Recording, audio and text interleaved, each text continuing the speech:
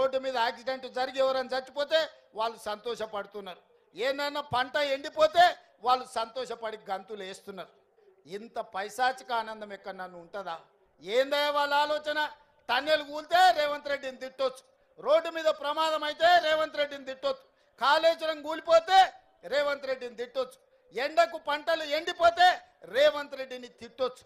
నన్ను తిట్టడం కోసం మీ పైశాచిక ఆనందం మంచిదా అని బీఆర్ఎస్ వాళ్ళు నేను అడుగుతున్నా.